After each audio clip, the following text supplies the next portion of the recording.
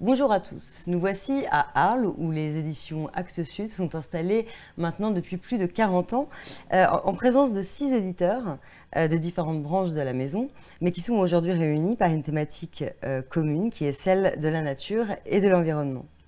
Un socle donc commun qui, on le verra, fait partie depuis sa création de l'ADN de la maison créée par Hubert Nissen. Anne-Sylvie Bameul, bonjour. Vous êtes directrice du département Art, Nature et Société chez Actes Sud. Pouvez-vous revenir sur l'histoire de la maison et ses liens avec la thématique qui s'impose dans le catalogue général d'Actes Sud finalement? En fait, quand Hubert vient s'installer au Paradou en 1978, qu'il décide de créer cette maison d'édition, à l'initiale, le projet, effectivement, portait essentiellement sur la cartographie, avec l'idée de représenter le territoire dans toute sa complexité, qu'elle soit économique, sociale, démographique, naturaliste et botaniste. Et c'est pour ça que ACT, en fait, signifie atelier de cartographie thématique et statistique. Ainsi, c'est vrai que les premiers ouvrages qui ont été publiés portaient déjà sur une analyse, on va dire, du territoire. C'était essentiellement sur la vie, la condition des femmes dans le monde paysan, il était question d'urbanisme. Et par exemple, cet ouvrage de Bernard Picon, L'espace et le temps en Camargue, qui a été publié pour la première fois en 1978, republié en 1988 dans le cadre d'une deuxième édition réactualisée à l'occasion des 10 ans d'Actes Sud. Et j'étais très heureuse de travailler sur la dernière édition, donc c'est la 4e, toujours sur ce même sujet, parce qu'en fait, on est effectivement dans un territoire qui est spécifique, celui de la Camargue, de fait qui est soumis à de nombreuses évolutions.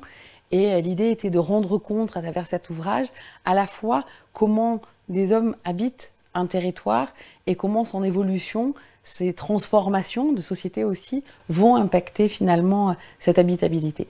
Et finalement, à travers cette ligne éditoriale telle que Hubert l'a lancée, on retrouve finalement les ferments de tout ce que nous développons depuis l'origine, et ce qui fait qu'aujourd'hui Actes Sud peut être légitimement considéré comme pionnier, parce qu'effectivement ça fait plus de 40 ans que nous publions sur ces thématiques.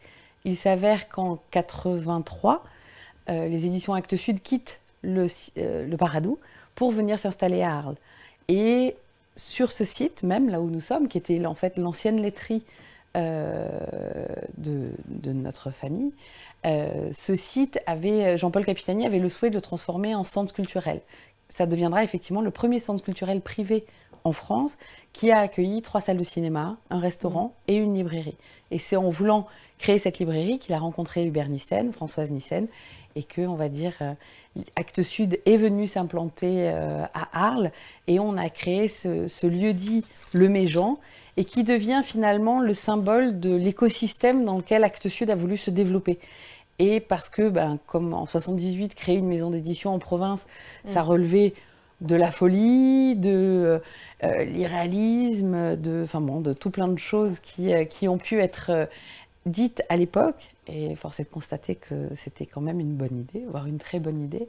Et en fait, Actes Sud a mis, l'équipe dirigeante, que ce soit Françoise, Jean-Paul, Hubert et Bertrand, ont mis l'accueil et l'hospitalité au cœur même de leur projet éditorial. Et finalement, certes, on n'était pas à Paris, on n'était pas dans le 6e arrondissement, mais on avait certains arguments pour faire venir à nous, en fait, les auteurs. Et c'est comme ça qu'il y a même eu un restaurant sur la terrasse de ce même immeuble qui s'appelait L'Agneau sur le toit, et qui effectivement a permis d'accueillir Paul Auster et bien d'autres auteurs, mais qui d'un coup ont trouvé dans cette petite maison d'édition de province un charme tout particulier, et c'est ce qu'on essaye de déployer, je dirais, depuis toutes ces années. Depuis, l'écosystème s'est enrichi, parce que, donc, effectivement, à ce centre culturel, il y a un espace d'exposition, de concert également, est venu s'ajouter, depuis ces dernières années, une école, l'école Domaine du possible, une université, une ferme, qui a vocation de travailler sur la place du vivant au cœur même de notre société, comment des fermes en agroécologie peuvent se développer sur des grandes surfaces. Et donc c'est toutes ces questions finalement qui d'un coup s'incarnent à travers ces différents lieux. Et c'est aussi, le catalogue Actes Sud, c'est aussi de grands noms. Je vais revenir un peu en arrière, dans le sens où quand Jean-Paul Capitani rejoint les éditions Actes Sud, il faut avoir en tête que lui est ingénieur agronome, est éleveur de moutons, éleveur de chevaux, il fait du vin en biologie, du vin biologique, ce qui à l'époque est pareil, un peu incongru, en tout cas n'est pas valorisé naturellement économiquement, il n'y a pas du tout de communication autour du bio tel qu'on peut l'imaginer aujourd'hui. Donc pour lui, c'est un véritable engagement parce qu'il s'est aperçu qu'en fait, dans ses études d'agronomie, on parlait essentiellement de chimie, d'intrants, de productivité, etc. Et que l'étude même du vivant avait disparu de cette formation. Ça se confirme encore aujourd'hui grandement, même si les choses évoluent. Et c'est pour ça qu'assez rapidement, il a voulu... Il a perçu comme nécessaire le fait de rééditer des grands noms de l'agronomie. Et c'est comme ça qu'il a créé cette bibliothèque agronomique, en fait, où il a pu republier les essais, l'intégralité des textes d'Olivier de Serres, ceux de Jean-Baptiste de la Quintinine, récemment Ehrenfried Pfeffer. Et parce qu'à un moment donné, il faut repartir. Enfin, le fait d'aller au texte d'origine, à la réflexion profonde, permet justement un cheminement vers le fait de rendre accessible cette complexité. Et puis, donc, dans ce souci de faire connaître ce monde végétal, en fait, qui est quand même principal, il a initié, donc à partir du nom d'un roman du Bernissen, Le nom de l'arbre, il a initié cette collection, petite collection assez atypique dans ce petit format 10-19 d'Actes Sud, tellement caractéristique. Et en fait, ce sont des portraits d'arbres qu'il va faire écrire, des dessins aussi, qui vont venir à la fois raconter la spécificité de chaque arbre, mais également sa symbolique, la place qu'il prend dans, par exemple, au sein du calendrier celtique, chaque personne, selon sa date de naissance, a un arbre tutélaire. Et voilà, c'est ce qui fait qu'aujourd'hui, la collection du nom de l'arbre est toujours aussi vivante. On ne cesse pas de l'enrichir, parce qu'on a quand même fait le tour d'un certain nombre d'arbres, mais il n'empêche elle est toujours bien vivante et bien présente en librairie, et on est bien heureux. Alors justement, est-ce que vous pourriez nous parler des piliers de la collection ? On a publié ces grands textes historiques de l'agronomie, mais à travers cet élan donné dans la publication, des rencontres, là aussi, extrêmement importantes, ont permis à Jean-Paul Capitani de devenir l'éditeur de Francis Allais, donc naturellement avec le plaidoyer pour l'arbre et toute son immense connaissance du monde végétal et toute son approche de la forêt. Le dernier en date, c'est pour une forêt primaire en Europe de l'Ouest, mais c'est vraiment une connaissance profonde en fait du végétal.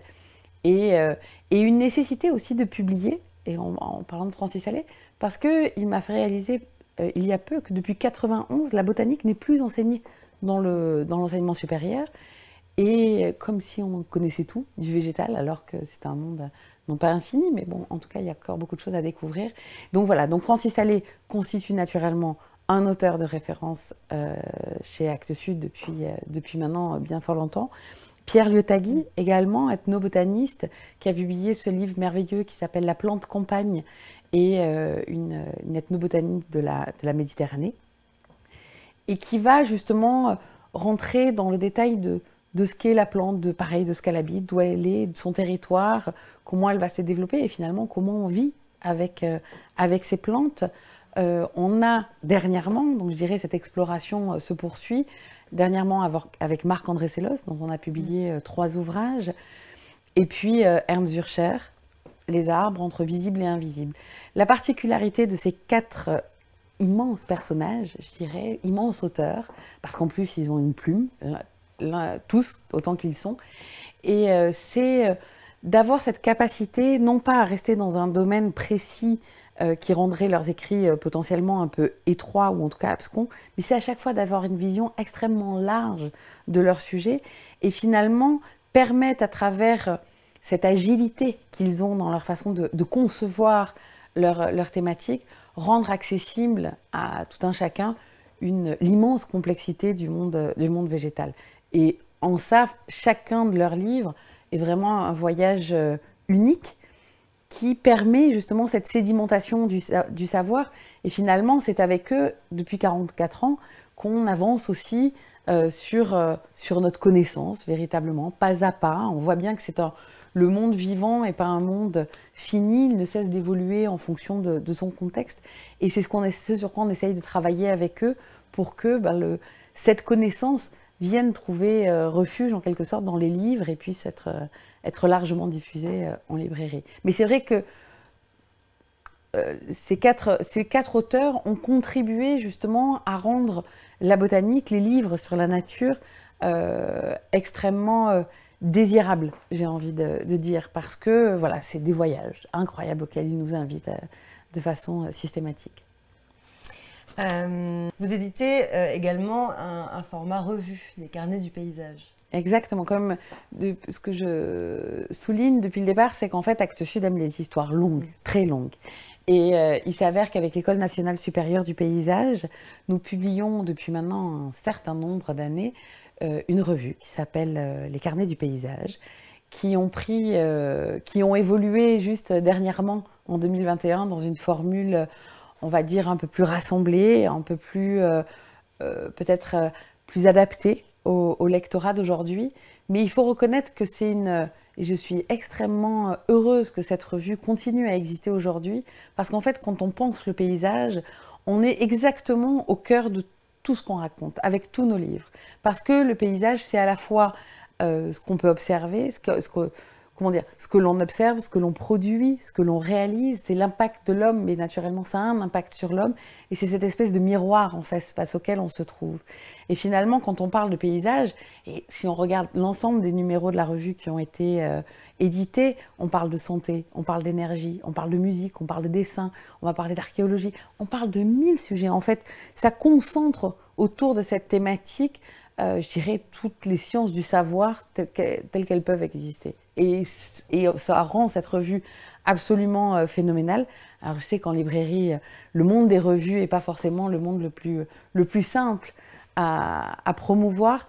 Toutefois, voilà, je pense que c'est aussi un défi qu'on s'est lancé avec l'École nationale supérieure du paysage, que de surtout ne pas lâcher, poursuivre avec acharnement et conviction ces éditions. Et il faut reconnaître que la dernière formule semble effectivement répondre à un certain nombre de préoccupations, en tout cas répondre à des demandes, et ce qui lui assure déjà un succès encore plus grand que ce qu'elle avait jusqu'à présent. Et cette nouvelle formule donc, que vous avez créée en 2021, l'année dernière, qu'est-ce qu'elle apporte de nouveau justement? Alors, dans chaque revue, il y avait chaque fois un dossier. Et autour de ce dossier, pas mal de sujets, pas mal de recensions, d'ouvrages, etc.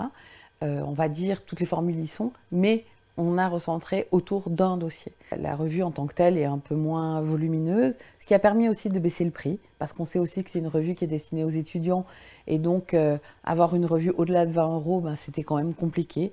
Donc on en fait dorénavant 2 par an. Et elle est passée à 19 €. Et voilà, et on essaye, tout en maintenant, je dirais, la qualité dans l'écrit, dans le traitement des sujets, faire en sorte qu'elle devienne justement plus accessible aujourd'hui. Il y a ce sens aussi chez Actes Sud très fort, ce sens de l'engagement, qu'on retrouve notamment dans la collection Le Demain des possibles. Cette histoire, je dirais, s'inscrit dans le prolongement, comme je disais, de ces rencontres avec Francis Allais, Pierre Vesagui. En fait, on est là aussi, on va suivre l'évolution de notre société. Il y a 15 ans, quand Jean-Paul rencontre Pierre Rabhi, il faut reconnaître que d'un coup, le vivant prend une autre stature. La candidature à la présidentielle de Pierre Rabhi est là justement pour mettre en lumière à un moment donné la problématique qui se pose à notre planète, à la surexploitation que l'on en fait, et finalement ce monde fini dans lequel on est en train de se déployer. Et naturellement, cette approche-là entraîne un certain nombre de dérèglements. Et finalement, avec cette rencontre avec Pierre Rabhi, puis suivra celle avec Cyril Dion, on a changé en fait de discours. Et je pense que ce qui caractérise le schéma éditorial d'Actes Sud dans cette ligne nature, et qu'on a complété nature et société, c'est parce que justement depuis les origines, on est dans le questionnement finalement de la place de la nature dans notre société. Donc certes, c'est des jardins, on a publié aussi Olivier Philippi, mais quand on parle jardin, on ne va pas parler uniquement des techniques, je dirais, pour agrémenter un jardin, mais justement, comment on arrive à conduire un jardin sans arrosage, quelles sont les alternatives que l'on peut, les alternatives au gazon. Donc on est déjà dans cette logique de se questionner finalement sur notre relation au vivant et la relation de la société au vivant. Et donc, quand Pierre Rabhi nous propose Manifeste pour la Terre et l'humanisme, on est effectivement d'un coup dans quelque chose, comme l'indique le titre, qui se pose en manifeste. On est d'un coup dans ce besoin de dire les choses avec un peu plus encore d'énergie, de force, de conviction. Et donc, on connaît l'histoire éditoriale d'Actes Sud avec Pierre Rabhi, le dernier ouvrage qu'on a pu publier avec lui en 2021, c'était La tristesse de Gaïa, qui était vraiment son testament, dans lequel il a tricoté entre l'émerveillement, qui a toujours été ce qui l'a animé, et en même temps le constat que les choses évoluent, certes, mais n'évoluent pas aussi rapidement que l'on aimerait, et donc laisser malgré tout poindre un petit peu de tristesse. Mais malgré tout, quand on reprend l'ensemble de ces ouvrages, c'est malgré tout un message extrêmement, je ne sais pas si le mot optimiste est celui qu'on devrait utiliser, en revanche, quelque chose de positif et où l'homme justement a beaucoup de pouvoir, beaucoup de capacité d'agir, et à chaque fois, c'est ça qu'on a essayé de mettre en lumière. Et en fait, quand Cyril Dion commence à travailler sur son film Demain, justement, il a été activiste, il a participé à des ONG, etc. Il est face à une situation où il s'aperçoit que finalement, être dans l'opposition ne permet pas tout à fait de transformer les consciences. Et donc, il est à ce moment où ce questionnement l'amène à se dire que le fait de rencontrer, là encore, des gens qui ont décidé de faire différemment, de ne pas se laisser compter, on va dire, la marche à suivre, mais par contre de suivre une intuition, de suivre leur connaissance.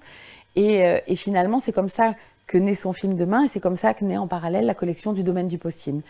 C'est vrai qu'à ce moment-là, il faut avoir en tête que dans les rayons sciences humaines, la plupart des ouvrages quand même font état du fait que l'être humain est quand même une engeance pour cette planète, que tout va s'effondrer, qu'on est à l'aune d'un cataclysme absolu. Et d'un coup, quand on se met dans la peau des enfants qui arrivent à ce moment-là sur cette planète, les pauvres, comment on fait pour les emmener vers un futur souhaitable, quelque chose qui va d'un coup les entraîner, qu'ils aient envie de construire, qu'ils aient envie de penser, de s'inscrire dans ce futur. Et c'est là où cette collection vient, je pense, répondre de façon extrêmement efficace, positive, par ces récits inspirants, à toutes les questions que se posent les gens. Comment on fait, comment on s'oriente dans ce monde qui finalement envoie un nombre de signaux assez déstabilisants. Et en fait, par ces récits de vie, des gens qui Vandana Shiva, Charles Perrine, Hervé Gruyé, Emmanuel Druon, chacun par sa conviction, sa prise de conscience, décide de considérer que oui, c'est possible de faire autrement, et force est de constater qu'ils ont réussi, et raconter ces histoires. L'ensemble des ouvrages du domaine du possible sont des livres dans lesquels on les prend et on sort de là, on est galvanisé, et en même temps on a appris énormément de choses. Et donc c'est tout l'enjeu finalement d'accompagner aussi ces auteurs, cette collection, à travers cette idée de transmettre aussi leur parcours, leur savoir, mais que ça puisse à un moment donné aller toucher juste ce qu'il faut pour qu'un sursaut de désir, d'action et de mouvement. Et justement, au-delà de la transmission, il y a une dimension d'action aussi, de mise en action dans la collection, notamment Je passe à l'acte, qui est une collection récente, donc vous pouvez nous dire deux mots? Absolument, cette collection a 5 ans, et en fait elle arrive au moment où sort le film Demain. On participe avec Cyril à de nombreuses projections, et en fait il se passe quelque chose d'assez stupéfiant, très réjouissant par ailleurs. C'est qu'à la sortie du film, beaucoup de gens qui ne se connaissent pas, étaient assis à côté comme ça dans la salle de cinéma, en fait se parlent, et on entend poindre un nombre de questions. Ah ouais, moi j'aimerais bien faire ci, j'aimerais bien faire ça, mais par où je commence, comment je démarre, faire pousser un potager sur mon balcon, transformer mon entreprise. Bon, c'est pas simple quand même, une fois qu'on a un objectif, comment je remplis les différentes étapes du projet. Et c'est là où d'un coup naît, sous l'impulsion de Françoise Vernet, la collection Je passe à l'acte, et qui va être véritablement la petite sœur du domaine du possible, c'est-à-dire on s'appuie sur des gens, les auteurs sont tous des gens qui ont expérimenté ce qu'ils décrivent dans le livre. On a un format qui est très structuré, dans le sens où le sommaire est exactement le même pour chacun, avec l'idée de s'appuyer sur toutes les différentes étapes de la gestion d'un projet. C'est-à-dire de quoi j'ai besoin, de qui je m'entoure, quel équipement, quel projet, les difficultés, les obstacles, et pourquoi je vais continuer malgré tout, tout ce qui peut sembler décourageant ou un frein au développement. Et en fait, là aussi, cette petite collection, c'est 64 pages, à un petit prix, elle a vocation à libérer les énergies, en fait, effectivement, quand vous avez fini ce livre, on n'est pas du tout sur un mode d'emploi, on n'est pas du tout sur un guide pratique, c'est pas étape 1, étape 2, étape 3, parce que ça, c'est un processus qui est souvent stérilisant, c'est-à-dire qu'on obéit à des consignes comme un robot, mais on n'est pas forcément dans la capacité de s'approprier finalement une démarche. Or, tout l'enjeu était de se dire, voilà, chacun va l'adapter à ce qu'il est, chacun a son point de départ, mais en revanche avec un objectif que l'on peut décrire et que l'on peut partager. Donc c'est vraiment toute la dynamique qui est derrière cette collection, qui a aujourd'hui 5 ans, j'ai plus exactement le nombre de types dans la collection, mais il faut reconnaître qu'elle est extrêmement bien accueillie dans un nombre assez particulier de librairies, qui alors certaines le travaillent, certaines ne travaillent pas, mais quand elles le travaillent, il y a véritablement un public, c'est suivi, il y a c'est une collection aussi qui appelle beaucoup d'interventions en librairie, beaucoup d'ateliers, parce que justement, on est dans quelque chose qu'on peut partager. Et donc, que ce soit la collection Domaine du possible et la collection Je passe à l'acte, ce sont souvent des collections qui sont le support d'événements en librairie. Je voudrais juste rendre hommage à la librairie Labyrinthe à Rambouillet, qui a justement créé cet événement, la quinzaine des possibles. Et derrière elle, il y a plein de semaines des possibles qui se sont déployées un peu partout en France, et même jusqu'à Rome. Donc, et dans la foulée, finalement, dans ce sillage, on a créé à Arles un événement qui aura lieu cette année pour la 3e année, la dernière semaine du mois d'août, qui s'appelle Agir pour le vivant. Et là aussi, on retombe sur cette volonté de remettre au cœur de notre projet éditorial la rencontre entre les auteurs et le dialogue qu'on peut initier avec eux. Cet événement est né aussi du désir de certains auteurs de rencontrer. On me disait, en fait, j'ai vu que vous publiez un tel, j'aurais besoin de le rencontrer parce que grâce à lui, je vais pouvoir avancer dans ma recherche. Et ainsi de suite. Et créer un lieu où ils peuvent se rencontrer, tout en partageant avec le public l'état de leur recherche, l'état de leur réflexion.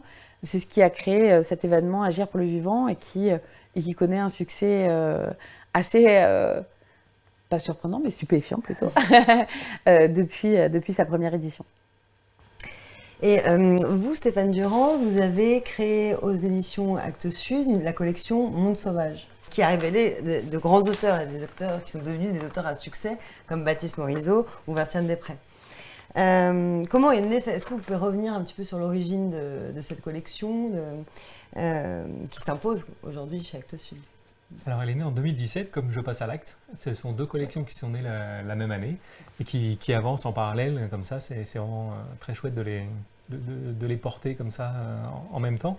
Cette collection, elle est née suite à une aventure entre Actes Sud et le cinéaste Jacques Perrin qui tournait un film qui s'appelait Les Saisons, dont j'étais le bras droit, le scénariste, et dont j'ai écrit le livre que Actes Sud a publié.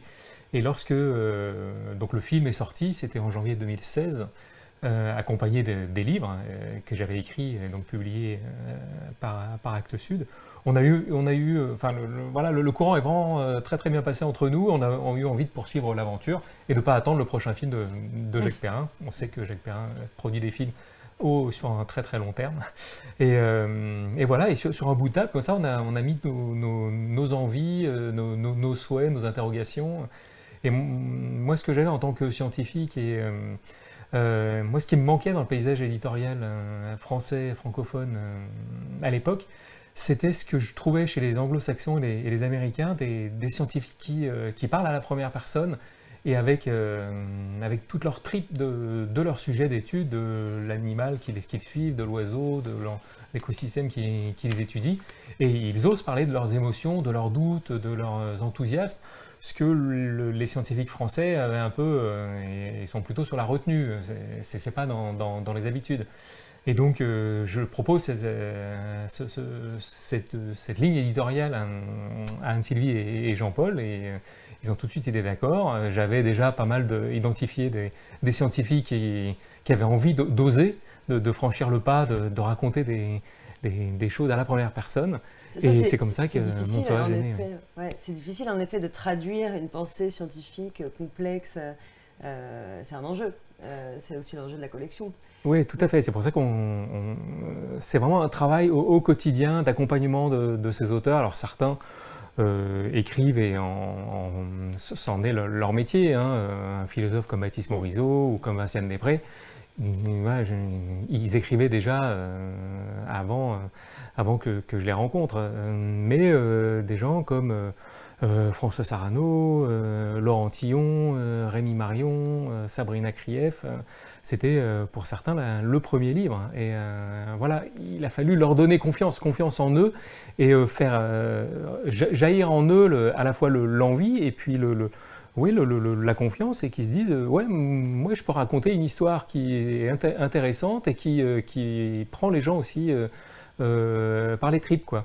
Je peux vraiment raconter l'histoire d'un chêne depuis 240 ans avec toutes les informations super techniques, de la physiologie, la botanique, mais en même temps avec de l'émotion qui fait que c'est presque un roman d'aventure, quoi, l'histoire de ce chêne, de la forêt de Rambouillet. Donc voilà, il faut voilà, c'est une relation de confiance qui est née qu'on noue en permanence entre nous et ces auteurs, à tel point qu'ils veulent recommencer, et ils réécrivent des livres, et donc il y a une vraie famille, il y a une famille Monde Sauvage qui est née là. L'un des derniers auteurs d'ailleurs qui a publié dans la collection, c'est François Sarano, sur les requins, au nom des requins. Voilà, c'était son deuxième livre dans la collection Monde Sauvage. C'est lui qui a inauguré la collection en octobre 2017, avec son livre Le Retour de Moby Dick sur les cachalots. Et là, il revient avec Au nom des requins. Les cachalots, il les étudie depuis une petite dizaine d'années. Les requins, il plonge avec les requins depuis 50 ans, quoi. Et donc là, c'est 50 ans de plongée avec François dans toutes les mers du monde, auprès des requins. Et alors, il nous bouleverse complètement le point de vue qu'on peut avoir sur le requin. Évidemment, que le cinéma, qu'une certaine littérature, que certaines actualités aussi nous ont un peu formaté, quoi. Voilà, le requin, terrible mangeur d'hommes. Voilà, et en fait, avec François, on découvre un univers, déjà une diversité de requins. Il y a des requins qui sont grands comme ça, d'autres qui font 15 mètres de long. Donc les requins, il y en a qui mangent du plancton, d'autres qui mangent des poissons, des oiseaux, des mammifères marins. Et voilà, il y a une diversité incroyable, et on les découvre avec François, et le livre marche super bien. Il est sorti en février, et il est bien parti. Oui, à propos, nous avons un petit film de présentation du livre de François Sarano, Au nom des requins.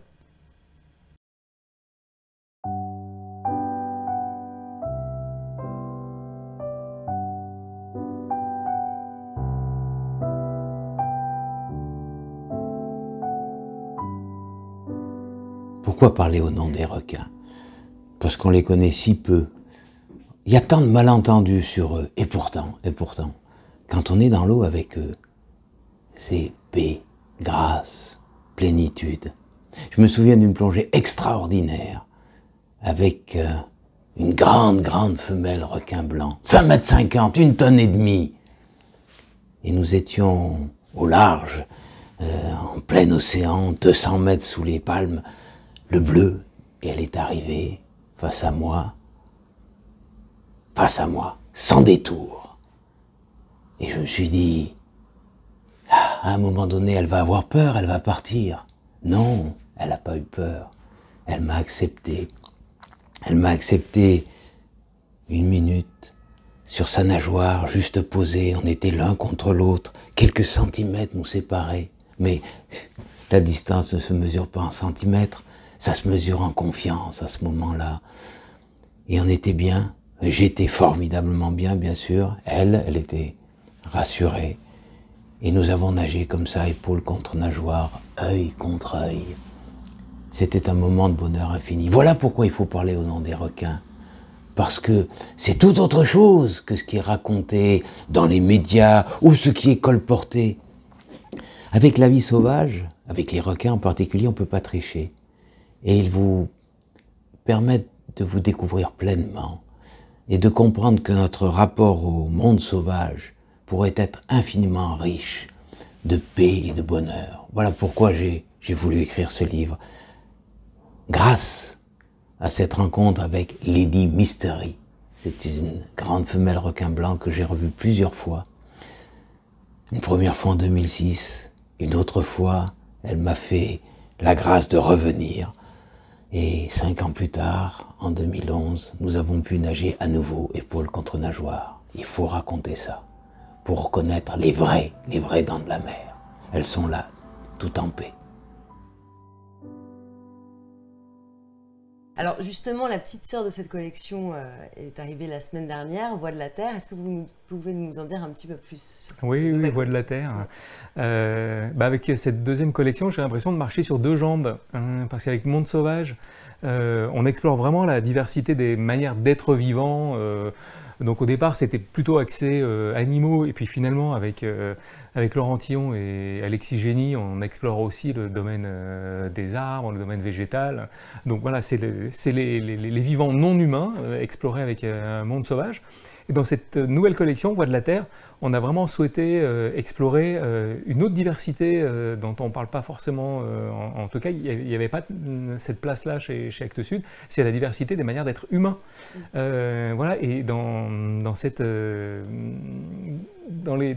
l'actualité qu'on vit aujourd'hui, dans cette époque un peu troublée, où, comme tu le disais tout à l'heure, voilà, on a l'impression que l'homme que les êtres humains sont vraiment à la source de tous les maux. Au final, oui, de quel être humain on parle? En fait, il y a des êtres humains qui vivent très bien en harmonie et en symbiose avec leur environnement, avec tout le vivant qui les entoure. Allons explorer ces cultures-là. Alors on pense au peuple premier, et effectivement les deux premiers titres qui sont sortis la semaine dernière, vont à la rencontre des peuples Yanomami et Kogi qui vivent en Amérique du Sud, mais on va explorer aussi d'autres peuples, d'autres continents, et des choses qui se passent aussi, des manières d'être humains qui sont là au coin de la rue. Ici, il n'y a pas besoin d'aller sur d'autres continents, il y a des choses qui se passent chez nous, au coin de la rue ou dans le village d'à côté, où des gens sont en train de tester, d'inventer des nouvelles manières de vivre qui sont en dehors de tout l'extractivisme, le colonialisme, le capitalisme, enfin tout ce dont on peut entendre parler. Il y a aussi des choses qui s'inventent ici au coin de la rue. Donc voilà, c'est une collection qui va donner la parole à des gens qui étudient ces nouvelles, qui voient émerger toutes ces nouvelles choses, ou carrément donner la parole aux représentants de ces peuples-là, David Kopenawa, qui est un chaman, un grand chaman Yanomami, voilà, il inaugure la collection. Et donc moi je suis très très content de lancer cette collection qui a le même format que Monde Sauvage, donc c'est vraiment le même, on a le même objet en main. C'est Christelle Fontes qui a fait la maquette, et voilà, il y a une très belle identité graphique. On a les couvertures. Oui, ça c'est les couvertures de ceux qui sortiront en septembre. Voilà. Donc les vies autonomes. Voilà, les vies autonomes de Clara Breteau. Alors pour le coup, elle est allée à la rencontre des gens qui inventent des choses en France, sur des habitats légers, des zones à défendre. Tout un parcours, elle traverse la France, c'est ça? Voilà, elle est partie dans une petite camionnette à travers la France, aller à la rencontre des gens qui tentent des choses. Inventent, construisent leur maison, cultivent leur nouveau, voilà, des yourtes, des cabanes, des maisons en terre, des maisons troglodytiques, et qui vivent vraiment avec le vivant et qui sont en train de tisser des nouveaux liens. Et elle a vu émerger une nouvelle culture. Il y a quelque chose qui est en train de se passer ici dont on n'a pas conscience, une nouvelle culture, une nouvelle poésie, une nouvelle façon d'exprimer ce rapport au vivant. Et ça se passe là, ça se passe ici, donc, et ce sera dans ce livre à apparaître en septembre. Et celui-là. Et celui-là, c'est Hélène Colomb, Yuaini, Mémoire d'une femme Jivaro, aussi à apparaître en septembre. Hélène est allée à la rencontre d'une femme qui était la porte-parole des femmes Jivaro, Donc c'était au Pérou. Malheureusement, elle est aujourd'hui décédée, mais elle raconte la vie de cette femme parce qu'elle a passé des années à la rencontrer, à discuter avec elle, à l'interviewer. Et elle raconte vraiment sa vie. C'est un texte extrêmement touchant où voilà, on comprend comment ce peuple Jivaro s'inscrit dans une symbiose avec la forêt amazonienne, sur les contreforts des Andes au Pérou. Mais il y a aussi tout le rapport que ce peuple-là a eu avec les hommes et les femmes d'origine européenne qui sont arrivés sur leur territoire. Et il y a aussi toute une réflexion sur le rapport qui n'est pas forcément simple entre les femmes et les hommes au sein même de la culture Jivaro. Donc voilà, c'est une manière de voir ce peuple et le rapport avec les Blancs, et aussi à l'intérieur de ce peuple, les questions de genre, les questions des rapports entre les femmes et les hommes, et c'est hyper riche et c'est passionnant. Il y a une forte dimension aussi militante dans tout ce que vous nous dites sur les différentes collections d'Actes Sud. Et justement, les cahiers militants s'adressent aux 15-25 ans. Donc vous ciblez là une jeune génération qui est déjà très engagée, dont on voit manifester dans les rues souvent quand même pour l'environnement et pour la transition écologique. Vous répondez à une demande, en fait, aussi, enfin, je veux dire, qui est manifeste, pour le coup, de la jeunesse avec ses cahiers militants. On espère répondre à cette demande. Une chose est sûre, c'est que quand Cyril Dion travaille sur son deuxième film, Animal, il décide de travailler avec deux jeunes adolescents, Bella et Vipulane, qui ont 16 ans chacun, et qui finalement c'est eux qui vont questionner ces scientifiques sur cette 6e extinction de masse, comprendre comment ça se produit, pourquoi on en est arrivé là, et potentiellement qu'est-ce qu'il serait encore temps de faire.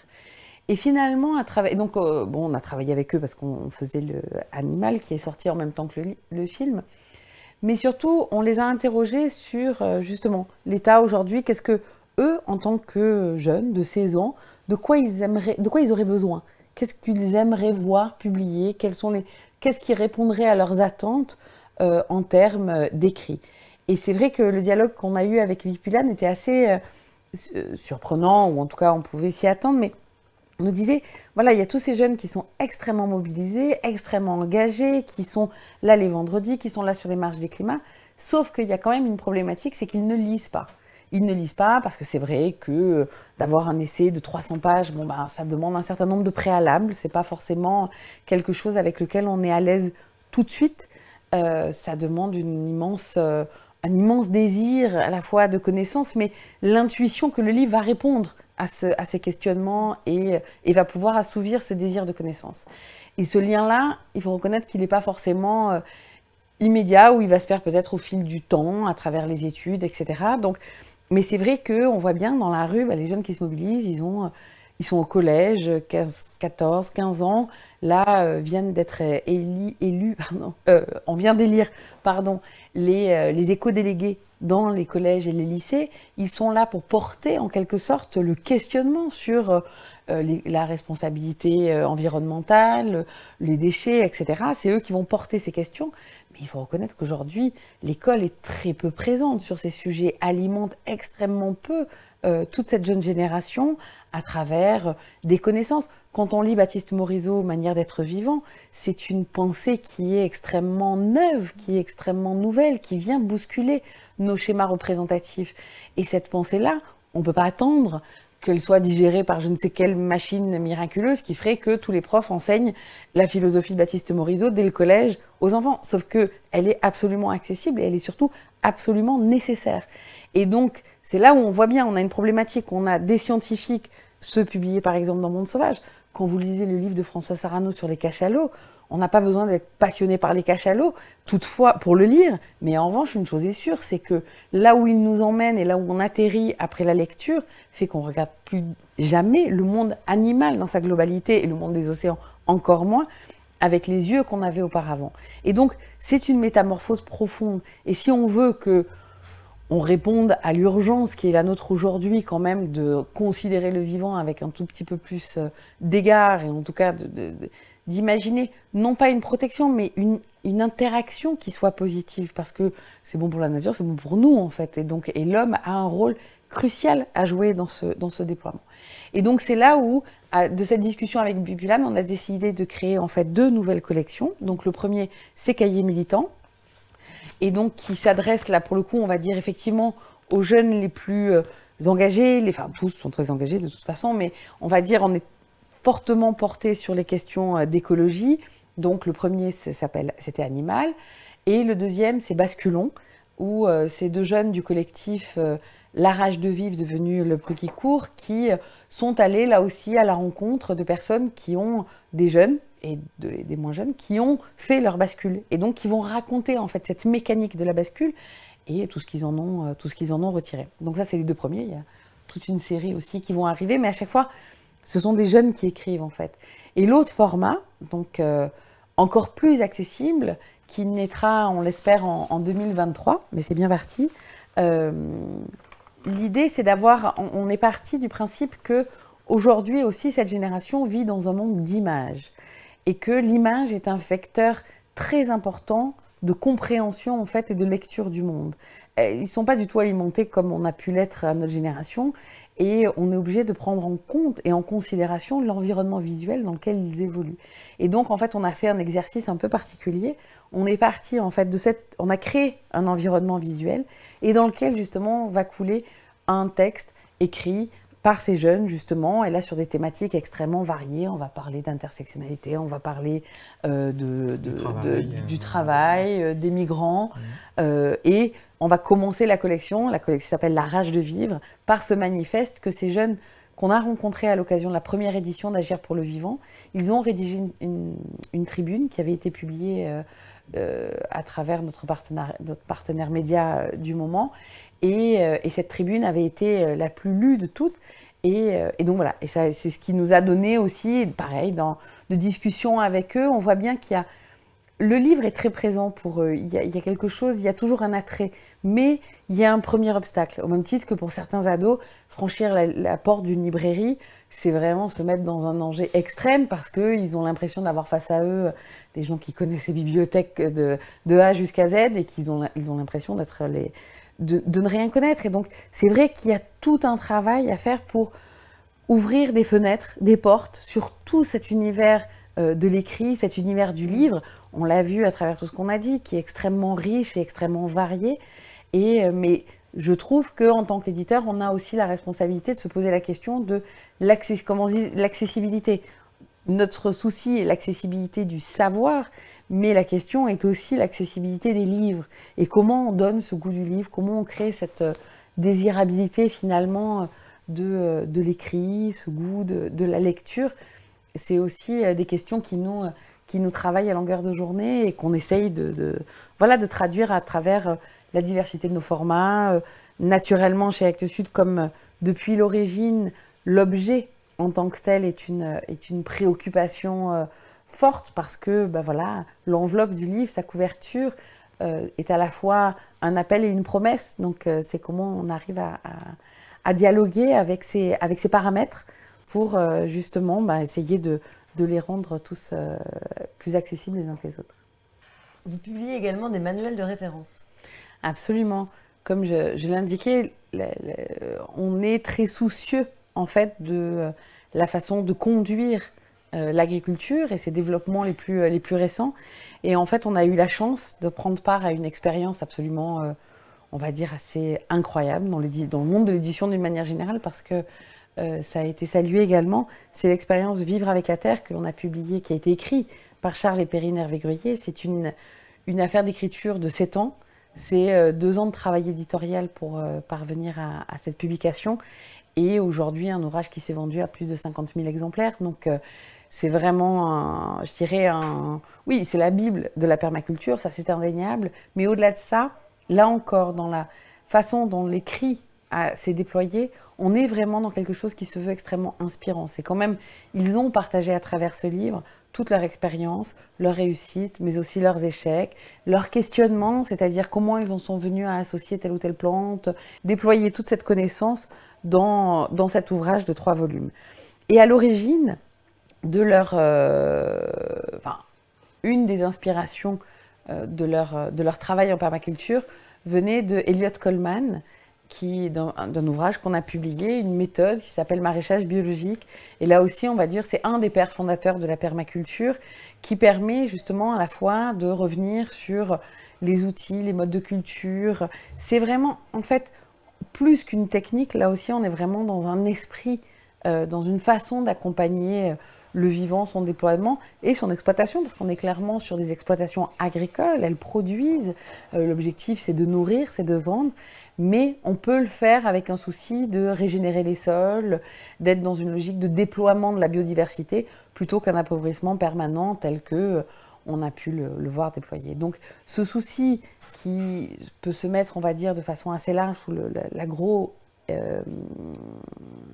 l'agroécologie, va trouver également son déploiement dans un ouvrage qu'on va publier au mois de juin de cette année, qui est le livre de l'agroforesterie. Et là aussi, on est dans ces ouvrages de référence qui font vraiment un 360 degrés des savoirs sur ces techniques agricoles. On sait que l'arbre est naturellement un accompagnant, un élément absolument nécessaire dans le déploiement de la biodiversité. Et Emmanuel Torquebio déploie cette connaissance, il en fait vraiment un tour complet et on a hâte de voir ce livre sur les étagères parce que vraiment il s'inscrit dans cette continuité de nouvelles techniques d'agriculture et de production des fruits et des légumes. Et donc dans la lignée des ouvrages sur la connaissance du monde végétal, le dernier né est L'éloge des lianes, qui est un livre qui nous a été chaudement recommandé par Francis Allais et écrit par Annick Schnitzler-Lenoble et Claire Arnold. Et en fait, dans cet ouvrage, d'une part, elles vont brosser un paysage complet de ce qu'on connaît sur la liane aujourd'hui, qui est un végétal très particulier. C'est par exemple un des rares végétaux qui est capable de justement se déployer sur des sites pollués. Donc on va le retrouver effectivement dans des espaces absolument incroyables. Elles sont d'une diversité folle. La vigne, le kiwi est une liane et l'inventaire serait... j'en serais bien incapable de le faire, bien entendu, mais en revanche, l'ouvrage vient justement compléter ce savoir. Mais là aussi, c'est donner une vision complète de ce sujet parce que finalement, une fois qu'on est allé de A à Z sur cette thématique, on peut voir justement toutes les formes d'utilisation, cette connaissance de ce segment, on va dire, du monde végétal. Et de plus, on a voulu travailler sur cette collection sur une nouvelle esthétique également du livre de connaissances, sur cette connaissance, on va dire, scientifique et physiologique du monde végétal. Et donc, avec ce travail justement en bicro et on va dire un aspect graphique qui vient rompre un petit peu avec l'ouvrage scientifique classique, mais qui rajoute justement une petite touche de beau livre à ce savoir. Et là aussi, ce souci d'accessibilité est toujours permanent. Donc, suivront après les lianes, arriveront les champignons. Puis les tourbières. Merci. Puis les tourbières. Merci beaucoup Anne-Sylvie Bameul, merci beaucoup Stéphane Durand. Et on poursuit avec Julie Giraud. Bonjour Julie Giraud, vous êtes éditrice du catalogue illustré du Rouergue. Pourriez-vous dans un premier temps nous présenter un petit peu la maison qui est arrivée chez Actes Sud en 2005? Oui, absolument. C'est une maison qui a été fondée en 1986 par Daniel Dastug, entre autres, et qui a immédiatement, dès le début, fait le choix de publier des livres illustrés, et qui a très vite développé un catalogue illustré, tourné vers la nature et le jardin, assez solide. Et on était à ce moment-là dans les années 90-2000, donc c'était vraiment pas l'engouement qu'on connaît aujourd'hui. Il y avait évidemment moins de livres, il y avait aussi beaucoup moins de plages chez les libraires, c'était moins présent dans les médias. Enfin voilà, c'était un vrai engagement à ce moment-là de publier des livres sur ces thèmes-là. Et c'est vrai que du coup, cet engagement-là a amené les éditrices de l'époque à rencontrer, à porter, à publier des auteurs qui étaient eux-mêmes assez pionniers et qui sont d'ailleurs d'ailleurs des auteurs qu'on continue à publier pour la plupart et qui ont publié des livres qui restent encore très actifs aujourd'hui. Je pense par exemple à Jean-Marie Lespinasse, qui est un immense spécialiste de l'arbre reconnu, qui a publié chez nous des livres qui restent des références et qui a publié notamment un livre, alors c'était pas pour ses connaissances dans le domaine de l'arbre, mais plutôt dans le domaine du jardin, parce que c'est aussi un jardinier incroyable qui continue aujourd'hui à tester des tas de choses. Et il a publié chez nous un livre qui s'appelle Le Jardin naturel et qui continue aujourd'hui à tourner, dont on ne compte plus les réimpressions. Et c'est un livre qui est sorti à une époque où c'était extrêmement nouveau, l'idée de cultiver un potager sans intrants chimiques et sans intrants tout court, parce qu'en fait l'idée c'est de faire avec ce qu'on a sur place, c'était extrêmement nouveau. Donc voilà, il y a par exemple Jean-Marie Lespinasse, mais il y a aussi Evelyne Leterme, qui est une autrice incroyable, qui est une personne qui a fondé un conservatoire naturel, qui a œuvré pendant des années pour la sauvegarde de dizaines d'espèces, de la biodiversité en général, et qui a publié aussi des livres assez marquants chez nous, comme De la taille à la conduite, par exemple, des arbres fruitiers, qui est un livre qui, encore aujourd'hui, comme ceux de Jean-Marie d'ailleurs, font référence, qu'on continue à réimprimer régulièrement, et qui font partie d'un fonds, en fait, très solide, qui tourne vraiment beaucoup encore au Rouergue aujourd'hui. Donc effectivement, c'était un engagement très fort du Rouergue dès le départ, qui se confirme aujourd'hui et qui donne une place assez particulière sur le marché aux éditions du Rouergue. Il y a une forte dimension pratique aux éditions du Rouergue qui cible un public assez large qui se découpe en deux temps, des très avertis et un grand public. Oui, c'est ça, exactement. En fait, il y a vraiment deux grandes familles dans le catalogue du Rouergue. Il y a des livres qui sont destinés à des lecteurs avertis, des gens qui ont déjà des connaissances, qui ont vraiment envie de creuser un sujet. Donc je vous ai parlé tout à l'heure d'Evelyne Leterme et de Jean-Marie Lespinasse, mais je pourrais aussi vous parler du livre qui s'appelle Du pommier au cidre, qui est vraiment un manuel de la cidrerie, donc destiné à des gens qui s'y connaissent déjà vraiment et qui ont envie de se perfectionner ou d'améliorer leur pratique.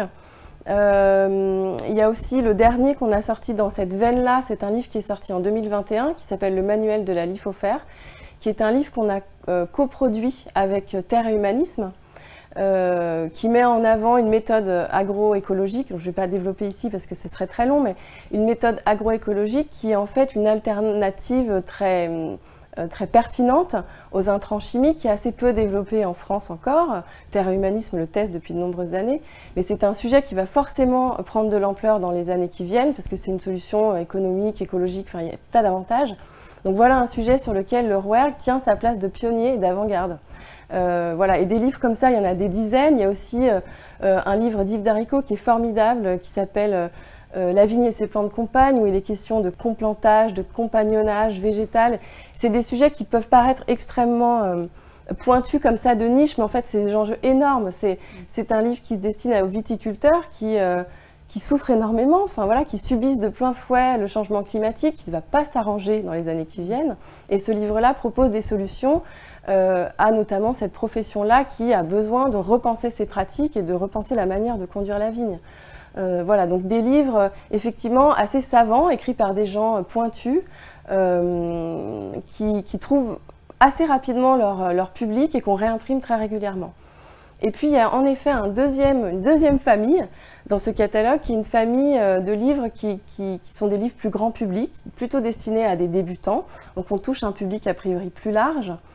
Et là, dans ce domaine-là, il y a plusieurs possibilités. Enfin voilà, il y a plusieurs sortes de livres. Il y a aussi des livres qui vont développer plutôt des pratiques particulières. Par exemple, la permaculture pour tous, c'est un livre qu'on réimprime aussi énormément, qui est un vrai succès chez nous et qui met en avant à la fois la théorie et puis comment mettre en œuvre la permaculture chez soi si on en a le souhait. Donc c'est un livre qui s'adresse à des débutants et qui est en même temps assez complet. Et des livres comme ça, avec ce type de connaissances à la fois théoriques et pratiques qui s'adressent à des débutants, voilà, c'est ce catalogue-là aussi qu'on va développer au Rouergue.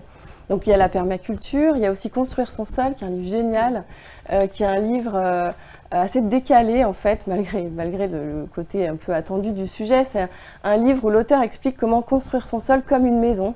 Donc on construit les murs, les fondations, le système d'aération, le garde-manger, etc. C'est un livre assez drôle malgré tout. C'est étonnant, mais je vous assure, moi je l'ai lu plusieurs fois et j'ai vraiment ri. Et du coup, avec ce ton un peu décalé, avec cette manière très imagée de présenter les choses, on retient des infos hyper pointues sans en avoir l'air. Parce que voilà, elle arrive à faire passer des messages à travers une langue, des anecdotes qu'on retient très simplement. Voilà un autre livre qu'on a publié récemment et qui fonctionne bien. Voilà. Est-ce que vous pouvez nous parler des nouveautés de printemps 2022 ? Oui, bien sûr, je peux vous parler des nouveautés. Alors, le premier livre dont je pourrais vous parler, c'est celui-ci. Je ne sais pas si je peux le montrer, mais voilà, 50 manières de cohabiter avec les hérissons et autres visiteurs des jardins, qui est un livre qui est sorti en mars de Simon Ackroyd. Alors Simon Ackroyd, c'est un jardinier émérite, un grand jardinier qui a fréquenté les grands jardins anglais et qui est vraiment quelqu'un d'extrêmement capé dans son domaine. Mais dans ce livre-là, il se met à la portée de tous, des jardiniers débutants qui ont du mal à cohabiter avec les autres habitants du jardin. Donc voilà, il propose 50 méthodes, comme l'indique le titre, où il va à la fois traiter des problèmes qui sont liés aux taupes, par exemple, ou aux escargots, ou aux différents insectes, ou aux écureuils, ou aux hérissons. Voilà, et à chaque fois, c'est évidemment des solutions écologiques, faciles à mettre en œuvre, réalistes, qui permettent à ceux qui le souhaitent de sauver leur récolte. C'est pas toujours évident de cohabiter dans un jardin. Voilà. Une autre nouveauté dont je pourrais vous parler, c'est celui-ci, c'est Cultiver vos déchets, faites repousser vos fruits et légumes, qui est un livre d'Aurélie Murtin. Alors Aurélie Murtin, c'est une jardinière qui vit à Toulouse. C'est quelqu'un qui a un immense potager qui lui permet de se nourrir toute l'année et qui a décidé dans ce livre de nous amener à la culture par la méthode de la repousse. Donc pour faire court, la méthode de la repousse, c'est on a un reste de salade, on le met dans l'eau et quelques jours plus tard, il y aura une nouvelle salade qui va pousser. Ça, on peut le faire avec des carottes, des betteraves, des choux-raves, enfin bref, il y a des tas de choses à faire. Et en fait, elle nous amène par ce biais-là à la culture, mais elle va bien plus loin. Elle nous propose de faire pousser des arbres fruitiers, des plantes aussi d'ornement. Elle nous propose même, pourquoi pas, de faire nos propres semences, si on a envie, en récoltant les pépins de tomates, par exemple. Enfin, voilà.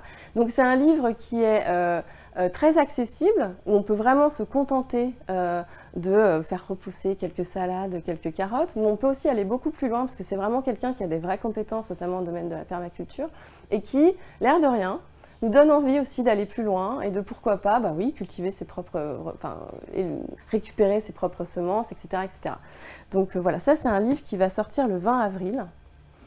Et en même temps, au même moment, va sortir cet autre livre qui est un peu son jumeau, graphiquement en tout cas, qui s'appelle Un jardin sans plastique, qui est un livre, pour le coup, où l'objectif, c'est vraiment de tendre vers le zéro déchet, mais au jardin. Donc on sait que le plastique a envahi largement nos vies depuis la Seconde Guerre mondiale, grosso modo, et qu'on le chasse partout, beaucoup dans la cuisine, mais assez peu dans le jardin. En fait, il est hyper présent, donc il y a des choses évidentes comme les godets de semis, etc., mais il y a des choses beaucoup plus cachées.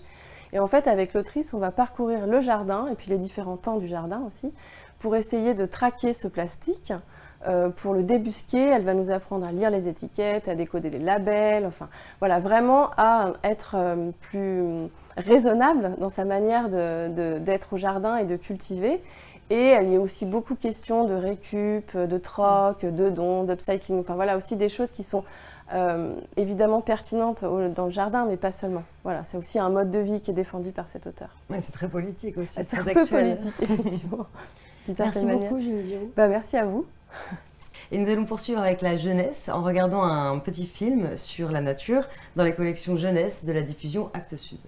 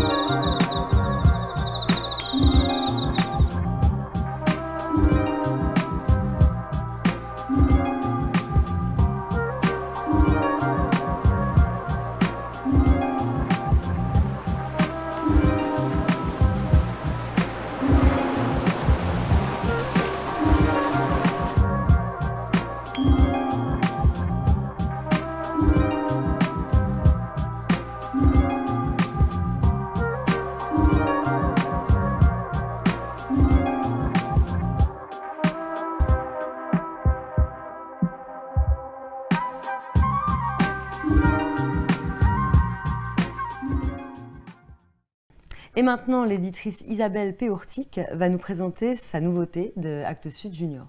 Bonjour, je suis Isabelle Péourtic des éditions Actes Sud Junior et je vais vous parler d'un livre qui s'appelle Le Petit Guide du recyclage. C'est un livre qui a été écrit par Guillemette Resplenditaille et qui a été illustré par Museau. Alors le projet de ce livre, c'est de s'intéresser aux déchets, à ce qu'on va en faire une fois qu'ils deviennent des déchets. Et pour cela, il faut d'abord savoir d'où viennent ces déchets, quelle a été leur première vie avant de devenir à l'état de déchets. Donc elle s'est intéressée à 8 matériaux, 8 sortes de déchets, donc les déchets alimentaires, le bois, le papier, le textile, le métal, le verre, les plastiques et enfin les médicaments. Et pour chaque sorte de matériaux, elle dresse déjà un état des lieux. D'abord, qu'est-ce que c'est? Qu'est-ce que le bois? Quand on parle de bois, est-ce qu'on parle de bois massif ou est-ce qu'on parle de bois qui est aggloméré ou qui est un bois de synthèse? Est-ce qu'on parle dans les plastiques, il y a aussi beaucoup de sortes de plastiques. Dans les aliments, on parle d'aliments, il y a des aliments, il y a des légumes, il y a des aliments carnés, il y a des aliments transformés. Voilà, donc tous ces aliments n'ont pas le même effet, le même usage et n'ont pas le même résultat en termes de déchets. Donc ça, c'est la première question. D'où ça vient? Par exemple, le bois, d'où ça vient? Est-ce que ça vient de forêt primaire ou est-ce que ça vient de forêt plantée? Qu'est-ce qu'on en fait? Qu'est-ce qu'on fait avec du bois? Est-ce qu'on fait, on fait des meubles, on fait du papier? Il y a diverses utilisations qui enfin donnent un résultat de déchets différents. Et donc par rapport à tous ces déchets, la dernière question, c'est qu'est-ce qu'on va en faire une fois qu'on s'en est servi et qu'il reste des morceaux de bois ou des aliments.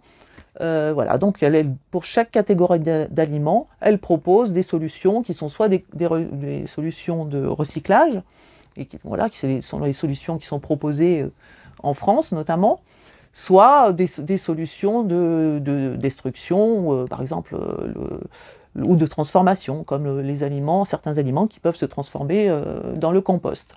Voilà, donc c'est un guide assez complet, assez intéressant à lire, très, très passionnant justement parce que ça interroge aussi notre consommation et tout ce qui fait qu'en ce moment on doit faire attention à nos ressources.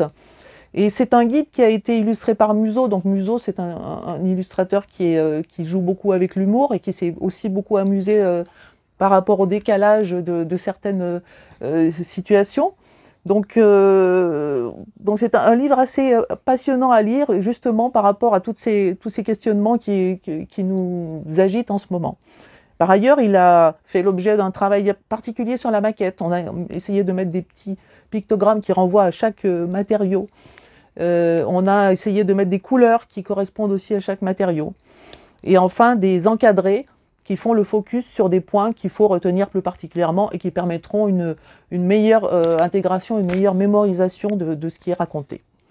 Voilà, donc le petit guide du recyclage, donc c'est chez Actes Sud Junior et ce sera au mois de mai. Merci Isabelle. Et maintenant, toujours en jeunesse, la collection Hélium, dirigée par Sophie Giraud, qui va nous présenter quelques-uns de ses nouveaux titres. Bonjour, je suis Sophie Giraud, je suis l'éditrice d'Hélium et je vais vous parler d'une collection qu'on va publier à l'occasion des podcasts de France Inter, Les Bestioles. Alors ces podcasts, vous les avez peut-être déjà entendus, ils sont interprétés par Denis Chessou et ils ont une présentation très sympathique et drôle des animaux, puisque les animaux sont les héros de chaque podcast et s'adressent à l'humain dans une espèce de dialogue très, très amusant, très vivant, au travers duquel il y a aussi des informations qui sont données d'ordre naturaliste, validées par le Musée d'Histoire Naturelle, qui est également partenaire des podcasts et de la collection. Alors, cette collection, c'est vrai que nous, on n'a pas l'habitude de faire des collections. On fait plutôt des livres uniques en général, comme vous le savez. Mais on avait envie, pour cette fois, de suivre ce parcours avec ces podcasts parce qu'il y avait vraiment un pas de côté qui était fait pour présenter les animaux de la façon la plus vivante possible. Et peut-être que vous le savez, mais chez Hélium, on avait déjà essayé de faire souvent des livres sur la nature, sur l'environnement, qui étaient à chaque fois des tentatives, non pas de documentaire, mais de sensibilisation aux animaux. C'est le cas pour le très beau livre Pop-Up dans la forêt du paresseux. C'est le cas plus récemment dans Je suis un oiseau de la ville, qu'on a publié l'année du confinement. Et puis le très beau Jouer dehors de Laurent Moreau. Pour cette collection, on a travaillé sur le même format que les livres Taupes et Mulots, que vous connaissez aussi peut-être. Et le premier titre de la collection paraîtra, c'est Le Pouls. Vous savez que le pouls, c'est un problème qui intéresse beaucoup les enfants, qui en subissent beaucoup les conséquences. Et puis, l'autre titre qui paraîtra en même temps, c'est La Marmotte. Nous avons demandé à Julie Colombet de travailler sur ces univers. Ces livres, pour retransmettre ces dialogues très vivants, sont des petites BD qu'elle a bien voulu dessiner. Et en fait, Julie Colombet, elle a cette force de pouvoir à la fois dessiner des choses très cartoon, très amusants, très relevés, en bande dessinée. Ces personnages animaux sont hilarants et en même temps, elle est aussi capable, à d'autres moments, comme dans le podcast C'est fait, de représenter l'animal de la façon la plus précise, la plus documentaire, la plus naturaliste possible. Donc on aura une fois encore cette présentation amusante de l'animal qui se termine par une planche et une fiche signalétique et aussi bien sûr si c'est nécessaire d'avertir les enfants le degré de vulnérabilité de chaque animal. Voilà, donc voilà une nouvelle façon d'aborder les animaux et on espère que ça trouvera un joli public. En tout cas, c'est ce qu'on souhaite. Merci beaucoup. Merci Sophie. Et pour finir, Camille Gauthier, des éditions Thierry Magnier, va nous présenter le grand livre de Ma petite planète. Le livre dont je vais vous parler aujourd'hui s'intitule Le grand livre de ma petite planète. Il a été écrit par Raphaël Bott et illustré par Elisa Géant. C'est un livre qui a pour point de départ une phrase bien connue de Jacques Cousteau qui disait « On protège ce qu'on aime et on aime ce qu'on connaît ». Alors comme le vrai défi des prochaines années, voire décennies, ça va être de protéger notre planète. Avec les autrices de ce livre, on a eu envie de faire découvrir aux enfants le vivant, sa beauté et l'émerveillement qu'on peut ressentir face à la nature, un vrai choc esthétique dans certains cas, et aussi de leur faire toucher du doigt les différentes problématiques environnementales et leur donner envie d'agir concrètement évidemment. Raphaël Bott et Elisa Géant ont donc imaginé ce grand livre pratique qui nous guide à travers un petit peu la jungle de l'écologie avec une grande variété de contenus et surtout avec humour. Alors on pourrait se dire encore un livre sur l'écologie, on pourrait même se dire un livre de plus sur l'écologie. Oui, mais quand même pas tout à fait parce que outre le fait que le livre alterne des informations documentaires et des activités pratiques de façon très entremêlée et très originale, il propose surtout une approche, à mon sens, inédite, qui est celle de présenter notre planète sous l'angle des 4 éléments. La terre, l'eau, le feu et l'air. Ces 4 éléments qui sont peu ou prou à l'origine de tout sur Terre et qui nous permettent de nous connecter de façon évidente à nos sensations. L'eau de la rivière ou de la mer qui nous éclabousse, le vent qui emmène nos cheveux, la boue dans laquelle les enfants aiment patouiller, le feu qui nous fascine et qu'on aime regarder dans l'âtre de la cheminée. Et donc on part de ces sensations, le livre part de ces sensations pour ensuite avancer dans le champ des connaissances. Et c'est vraiment ce trajet qu'on a voulu mettre en avant, partir du quotidien, du concret, de ce qu'on peut tous ressentir, pour aller ensuite vers des explications plus documentaires et nous donner envie d'agir concrètement pour protéger cette nature. Dans chacune de ces grandes parties, on va retrouver plusieurs rubriques, des doubles pages intitulées « Comprendre », qui sont vraiment des doubles pages documentaires pour appréhender les mécanismes environnementaux à l'œuvre, la pollution des sols, les dérèglements climatiques, le rôle des énergies. Il y aura également des doubles pages agir à la suite de ces doubles pages comprendre, dans l'idée d'aller vraiment toujours d'un mécanisme de savoir vers l'action. Donc dans ces doubles pages agir, l'idée c'est de donner des pistes d'action concrètes, comment choisir ses aliments quand on fait ses courses, trier ses déchets, organiser une journée recyclerie. Il y aura également des doubles pages expérimentées, pour pouvoir justement expérimenter chez soi les phénomènes scientifiques qui sont à l'œuvre dans les mécanismes environnementaux. Donc faire tomber la pluie, comprendre le fonctionnement de l'effet de serre, fabriquer un labo des bruits. Et puis des doubles pages jouées pour s'amuser et faire des do-it-yourself. Faire de la teinture solaire, du land art, fabriquer sa propre station météo par exemple. On aura aussi des écosystèmes qui seront passés à la loupe, la rivière, la forêt, la prairie, et des animaux emblématiques qui seront mis en avant. le ver de terre, la mésange charbonnière, la chauve-souris.